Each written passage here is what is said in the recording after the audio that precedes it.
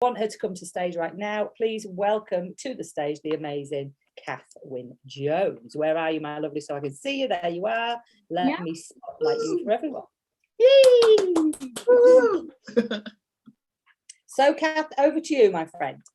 Thank you, and thank you, Cheryl, for the opportunity to speak today, and also kind of for the support from yourself and Marion and everyone in the lounge really over the past 24 months. And just being there and the kind of support that is there in the community, which is just amazing. So let me ask you, have you ever had a time in your life when you knew that something needed to change? It's Saturday, May the 30th, 2020. And I'm in the kitchen, the sun's streaming through the windows, I can hear the birds singing. It's an absolutely glorious day. I've had a beautiful week with my daughter Emma and with our friends that are in our support bubble, the 6 of us that could meet outside. We should have been in the holiday village in Turkey, and kind of we're making the best of what we can with Chorley Canal and canoeing on Chorley Canal and Rivington Beach. We've had a really, really lovely week. However, despite it being beautiful outside, I'm feeling a little bit shit inside.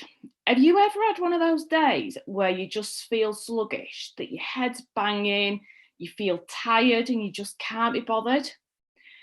My heart was racing and I just really not slept very well the night before, and I absolutely knew why. Have you ever heard that song, 10 Green Bottles? Well, there were 10 green bottles on the side of my sink, but they weren't the ones that we would usually talk about in school. Probably 7 Prosecco, a bottle of gin and 2 bottles of rosé. Now, to be fair, it was holiday, so anything was fair game while I was on holiday and at weekends. I'd given up drinking during the week quite a while ago, but during the weekends and holidays, that was a slightly different thing. Now, not giving up kind of drink on a Friday night, and to be honest, what was getting me through to the end of a Friday was quite often the thought of a glass of Prosecco when I got home, the thing that I was looking forward to really on most days right now.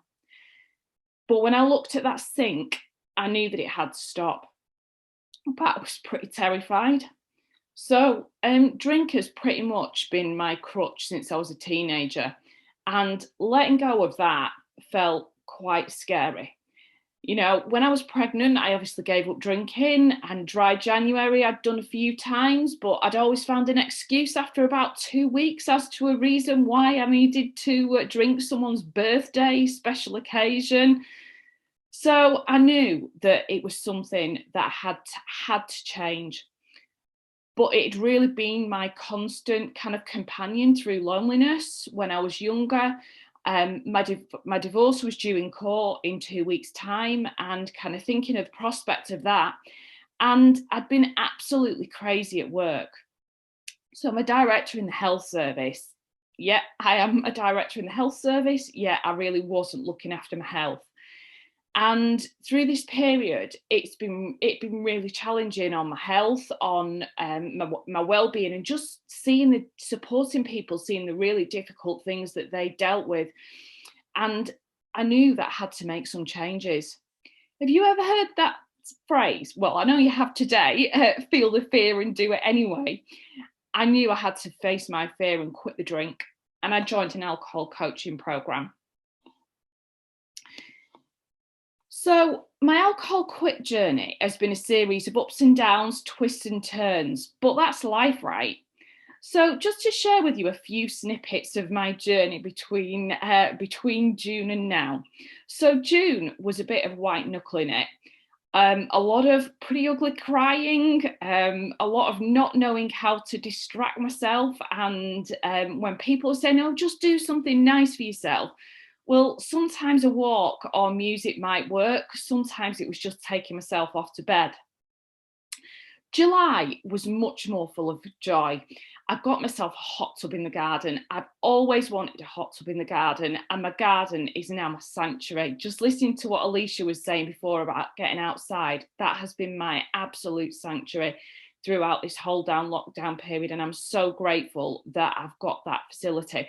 But I had a bit of repatterning to do. When I ordered the hot tub, it was all about kind of having parties and drinking champagne, and I had a bit of a now I'm not drinking, what am I going to be doing? But now it's turned into my relaxation place and my little place for me.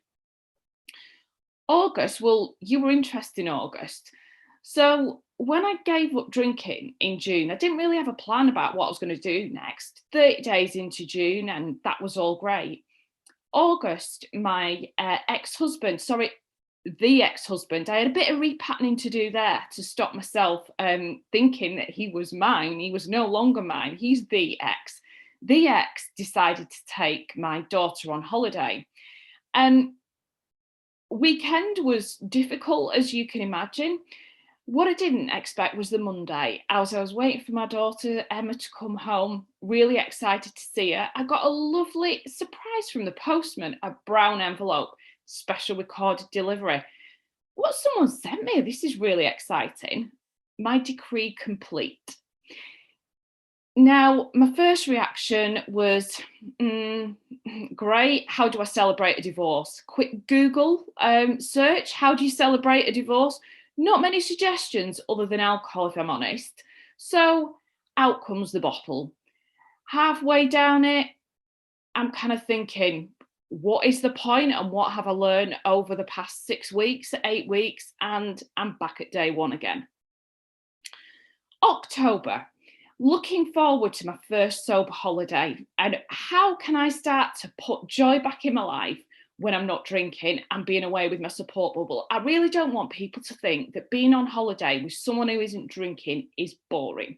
So I organised horse riding, I organised canoeing, I organised walks, and unfortunately I came back with COVID.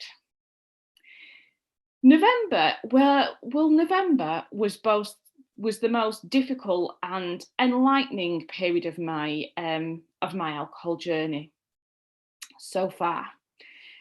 So COVID wasn't going away, and I had a little stint in hospital, experiencing some of the services that I provide on a day-to-day basis.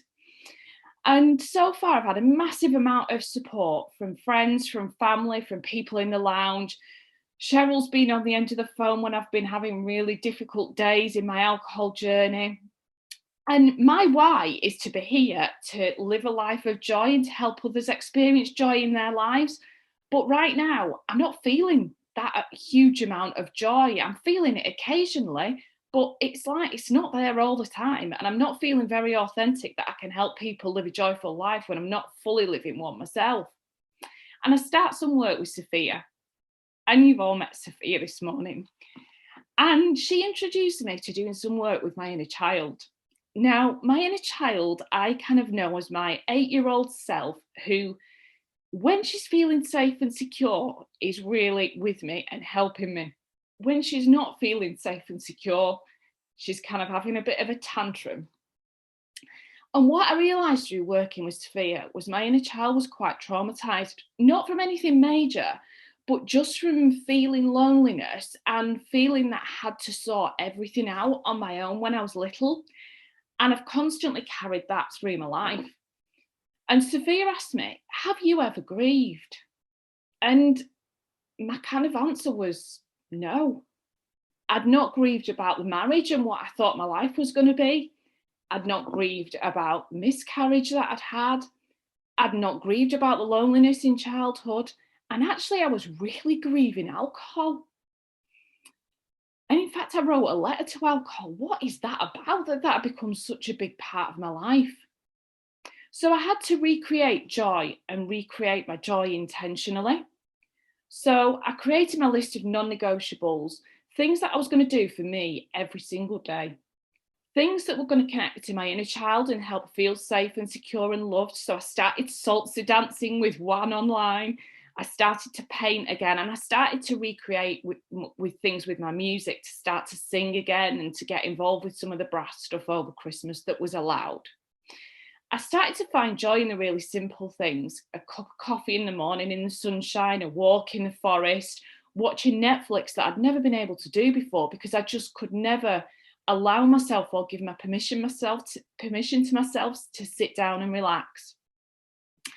Tried to go back to work at the end of November, and that was a slightly different issue. So after doing some great stuff in November and thinking that all was going to be good when I went back to work, my first day I tried to go back to work and realised that kind of with COVID, I'd actually lost quite a lot of my mental cognition. I couldn't find words. I couldn't focus on a screen, and I was really pretty terrified that it wasn't going to work again, given how much I rely on my kind of mental processing for my work. And to be honest, I did wonder about partly had I attracted the COVID thing because of the stress that I'd been putting my body under for the past 12 months. And I knew at that point, the only thing that I could do was to surrender, to put my faith in something bigger than myself and know that this is happening for a greater good.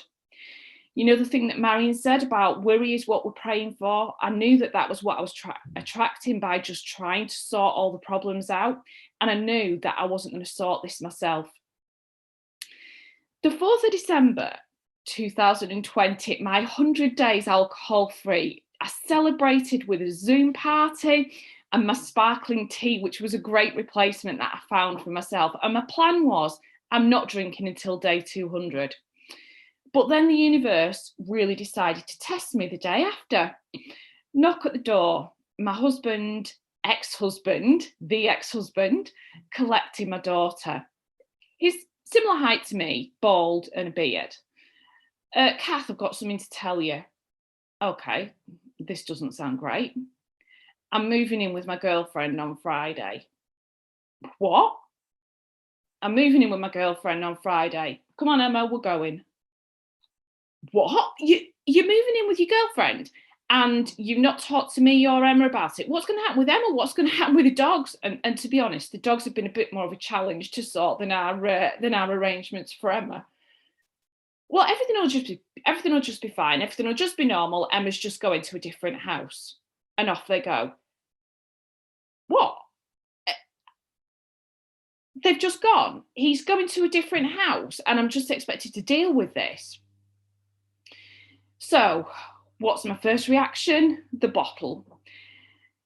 I've got a bottle for friends, for a bottle of Prosecco for friends over Christmas. As I'm peeling the foil off it, I know that he doesn't deserve this. He doesn't deserve my sobriety for the past 100 days. And I take myself out of the house and drive because I know that drinking isn't a temptation then. I find a church and go and pray. I know that actually it's finally time to let go of all this shit that I've been holding on to. And you might be wondering, why am I so bothered about someone that I've been married to? Marriages break up all the time, don't they? And they do, really, sadly. But I've been with the ex-husband since I was 16, and I had no identity of my own. So I knew things weren't right, and I knew that I needed to sort them, but I just didn't have the courage or the wherewithal to start to sort them myself, and really how to recreate my own identity after we'd separated. And the quote that's really kind of resonates with me is this part of my life. It was from Joseph Campbell, that basically says, "The cave you fear to enter holds the treasures you seek." And I truly believe that to be the case with finding your own joy. So where am I now? Well, I went back to work in January, and I was really relieved and grateful to have been able to get back to work. And today I'm 192 days alcohol free. I'm not saying that I'm not going to drink again, but right now I am enjoying the alcohol free journey with its ups and downs. I'd love to say that it's perfect and that, you know, every day I experience joy, and most days I do, but I'm still learning to balance my non-negotiables that keep me well, to balance connection with my only child, to balance my connection with God and my faith, and to balance my responsibilities in my job and kind of being a single mum. But what I do know and what I'd like to share with you today are about 3 things about finding your own joy. So one of them is about knowing and accepting that life will bring you ups and downs, but you need to really know what are the things that will keep you well, to do those things, and know when something is making you upset. What is the thing that you need to learn from it, and what's the situation showing you? on what's the thing that you can do that can help you change your state there and then. And that might be going to bed, it might be dancing, but whatever it is, know the things that will help you right at that moment in time. I believe that joy is an intentional practice, and that when you take something out of your life, like I did with alcohol, that you need to find really positive things to fill it with, because otherwise other things just take its place, and quite often some of the beliefs and mindsets of the past. And the last thing is to know and stay connected to where you want to go. So knowing what your future looks like, but really knowing inside, trusting your intuition, trusting God or whatever it is that you believe in, your inner child or the universe, to know that they will guide you in the right direction. I'd love to say that there's a quick fix from this, but I don't believe there is. But I truly believe that looking inwards is worth it. And truly kind of looking inwards, I believe, is key to living a life that you love and one that you don't want to escape. And I believe that the moments you feel joy, the moments you smile, and the moments you change your focus to be positive, you're changing your patterns, you're changing your physiology, and you're really changing the course of your life. Thank you. Yay! Oh. Wonderful. Kath Wynne-Jones. Well, there you are. Open, honest, real. I hope that has helped other people. We had a talk about this. Let's be really honest here. We said this is a party, it's celebration. Do you know what I mean? And Kath then got a bit worried. She said, "Oh, my story's not really bloody happy clappy." And I said, "Yeah, don't worry about it. It is a celebration. It's a celebration that you're still with us." Let's be honest, there's been some dark days. I'm not saying you would do anything, but there's been really fucking dark days. And I'm sure everybody on here, I'm just going to remove the spotlight so you can have a little teary, if you wanted to.